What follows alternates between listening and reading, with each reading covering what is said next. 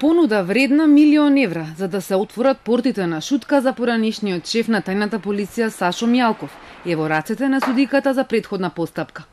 За да излезе од притвор, Мјалков понудил гаранција составена од 3 недвижни имоти, проценети на €1,092 милиони, дознавателно од судски извори. Од одбраната потврдија дека понудиле гаранции, дека нема да бега, но не откриваат ниту каков имот се заложува, ниту дали е само во сопственост на Мјалков или и на роднини и пријатели како што често знаат да понудат обвинетите во замена за слобода. Одлуката се очекува наредните денови. Мјалков е во Шутка од 20 ноември, кога беше приведен од хотелот Мериот.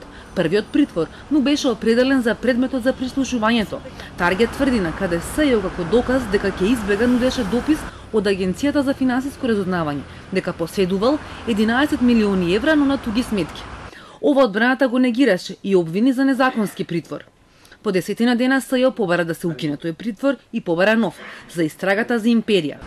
Мјалков се жалеше и за овој притвор, но кривичниот суд го одби.